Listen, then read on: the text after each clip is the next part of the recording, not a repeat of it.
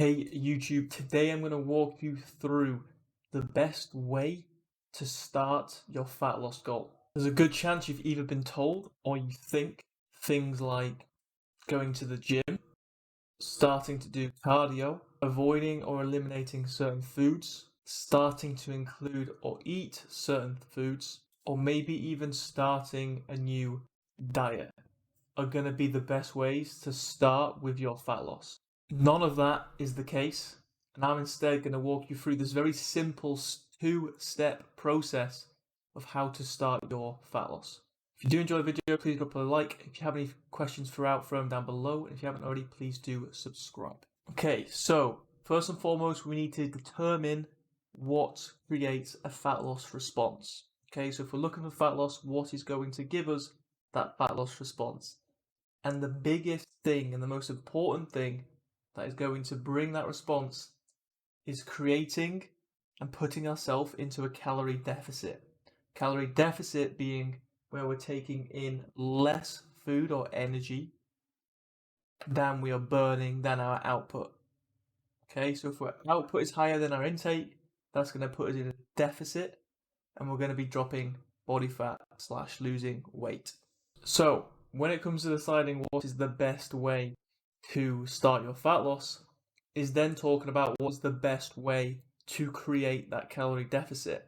Now, all the things I spoke about at the very beginning of this video, things that you might expect or things that you might have heard, going to the gym, doing cardio, eliminating or avoiding certain foods, jumping on the latest diet, all those things might help put you into a calorie deficit. For example, some of those things are going to increase expenditure. Some of those things are going to reduce intake. However, in my opinion, working with many different people to help them drop body fat, there's instead a much better, simpler, and more successful approach in creating a calorie deficit, which is then going to lead to better and more sustainable results. Now, this is a two-step process because there's simply two things that you need to focus on to make this work. Number one being food intake.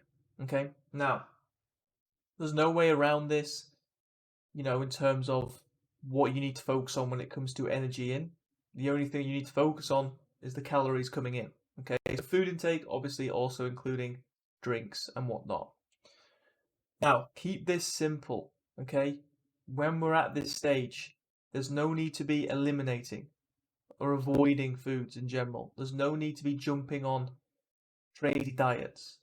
What we need to focus on here is simply finding a method of controlling the amount of intake we are taking in general, overall.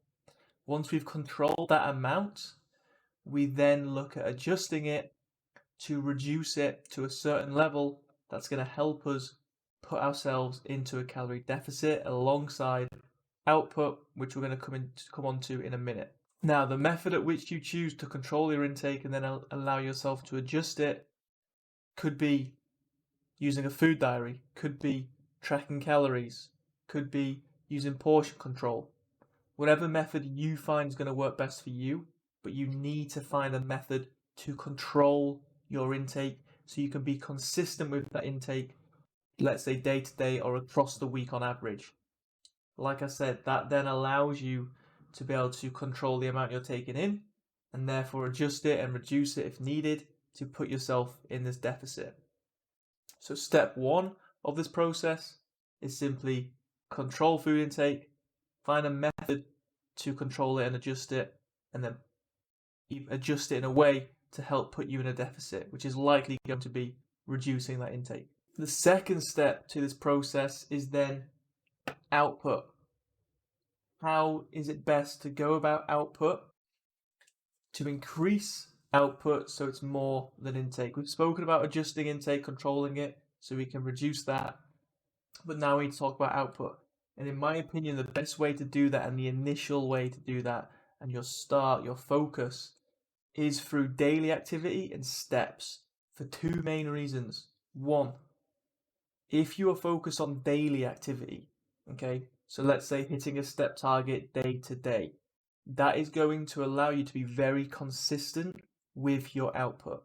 Okay? And consistency is going to be key. If you can increase your output on a consistent basis, again, coupled with adjusting food intake, reducing it, then that is going to allow you to be in a calorie deficit consistently over time, which is going to massively help lead to results. Secondly, steps is very low intensity. It's not very stressful on the body. It's not very taxing, which means we can likely increase steps and it not impact other areas of our life or other areas of our goal. In comparison, if we were to go all out with extra training, extra cardio, and we're essentially running the risk of then burning ourselves out, that could only just backfire with our fat loss goal, especially when we're starting out, and make it a lot harder to be consistent and to continue moving forward. So as an example, and again, the reason why these two steps are so useful is because it's so straightforward. So let's say, for example, we're trying to create this deficit. We could reduce food by, let's say, 500 calories if you're going to track calories. If you're not tracking calories and you're going to do it off like portion sizes, you could reduce the size of your carb portion sizes in each meal for the same amount, right, consistently. And let's say you then take up your steps by like 4,000 steps a day.